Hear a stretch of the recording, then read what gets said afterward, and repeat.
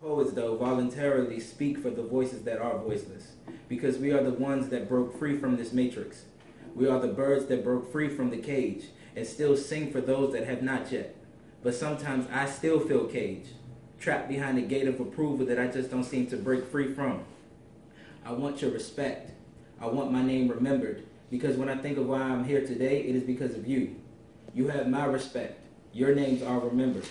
Kosi Dunn, Pages Matam, Dinesh Smith, Javon Johnson, the list goes on. Through following the yellow brick road your poetry has directed me to, I realize that I am strong. Energy to carry your heavy genes. I often find myself soaked in passive depression. I often find myself in places with no name, but teeth stronger than my own, ripping at my jeans, just trying to convince me that they aren't quintessential, that I only use them as an excuse, that I only use your heavy jeans as an excuse to settle and to give up with all of the pretend fight in me. Wait, what? Oh, with all of the pretend fight you have slipped into my bones. Mom, I cannot be your product. I cannot be a part of this shoulda, coulda, woulda equation that you taught me since birth. Dear John, words are dangerous. The sounds we make, the sentences we conjure are inherently toxic. I wish we never spoke. We both were comfortable with the facade you presented all these years. It wasn't until you unmasked yourself did I ever believe that there was more to you than boy. Boy is young-minded, selfish, a cat chasing a dog all the time. You are more.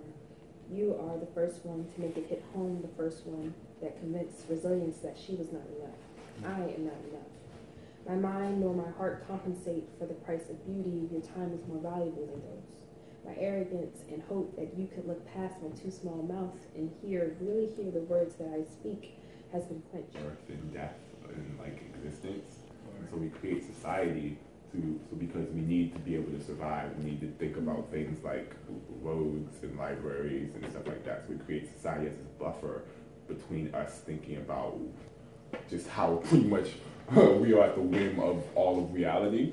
And the artist's job, the artist's goal, and why the artist is always historically ostracized, or the artist is always usually valued when they're good and dead, is because the artist's job is to be their own test tube, is to be always reminding themselves that they are alone, but to find the beauty and the terror both in these situations is just to inflict beauty and terror into society is the artist's job.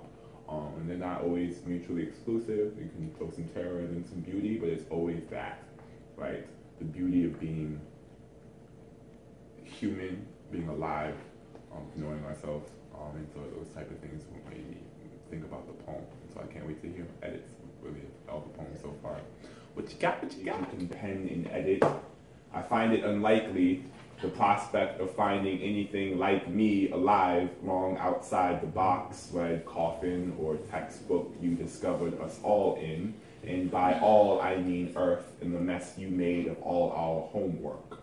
I would have called you white, but we've got libraries, replete with reasons and rebuttals and black ink bled to keep the pages fresh.